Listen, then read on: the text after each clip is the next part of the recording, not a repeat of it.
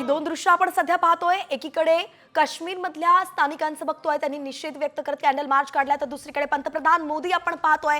पंतप्रधान मोदी खरं तर 2 दिवसांच्या सौदी अरेबिया दौऱ्यावरती होते, मात्र जेव्हा त्यांना या दहशतवादी हल्ल्याबद्दल कळलं, जम्मू काश्मीरच्या घटनेबद्दल कळलं, त्यांनी हा दौरा अर्ध्यात सोडलाय आणि ते नवी दिल्लीमध्ये परतलेत। ही दृश्य आपण पाहतोय। पंतप्रधान नरेंद्र मोदींनी सौदी अरेबियाचा आपला दौरा रद्द केलाय, अर्धवट त्यांनी तो सोडलाय आणि त्यानंतर ते भारतात पोहोचलेत। भारतात पोहोचल्यावरती त्यांनी गृहमंत्री अमित शहा यांच्यासोबत चर्चा सुद्धा केल्याची माहिती आहे।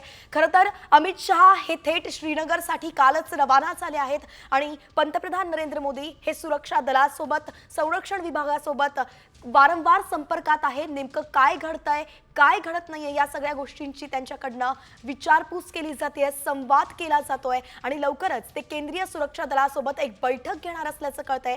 जेव्हा जेव्हा अशा प्रकारचा हल्ला होतो तेव्हा तर खरं ते संरक्षण दलासोबत अशी बैठक घेत असतात आणि तशीच बैठक ते आज घेणार असल्याचं कळतंय। ही लाईव्ह दृश्य सध्या आपण पाहतोय। मोदी भारतात परतले आहे, नवी दिल्लीमध्ये ते आले आहेत। काश्मीरमध्ये जो हल्ला झाला आहे हे त्याचं कारण ठरलंय, कारण की भारताला, देशाला आता त्यांच्या पंतप्रधानांची गरज आहे आणि त्यामुळे सौदी अरेबियातला जो काही दौरा होता तो अर्ध्यात आटपून सध्या पंतप्रधान नरेंद्र मोदी हे दिल्लीत दाखल झालेत।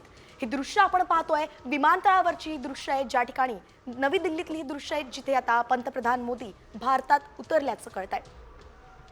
यापुढची प्रत्येक अपडेट ते सध्या सुरक्षा दलाकडनं घेताना कळतंय, मंत्र्यांसोबत घेताना कळतंय। त्यांच्यासोबत परराष्ट्र मंत्री जयशंकर सुद्धा गेले होते, तर अजित डोवाल सुद्धा त्यांच्यासोबत गेले होते। हे सगळे जण आता भारतात परतलेले आहेत आणि भारतात परतल्यानंतर आता नरेंद्र मोदी काश्मीर हल्ल्याबद्दल माहिती घेणार आहेत। नेमकं ते काय सूचना करतात हे पाहावं लागणार आहे। कालच त्यांनी ट्विट करून या घटनेचा निषेध व्यक्त केलाय। ज्यांनी आपल्या परिजनांना गमावलंय त्यांच्याबद्दल संवेदना व्यक्त केलाय, जखमींना मदत करण्याचं त्यांनी आश्वासन दिलंय, तर ज्यांनी हल्ला केलाय त्या दहशतवाद्यांना सोडणार नाही अशा कडक शब्दांमध्ये नरेंद्र मोदींनी या घटनेचा निषेध केलेला आहे आणि इशारा दिलेला आहे। गेल्या अनेक वर्षांनंतर आपण पाहतोय पर्यटकांवरती असा हल्ला झालाय आणि आता नरेंद्र मोदी भारतात परतून या संदर्भात आपली प्रतिक्रिया देतील।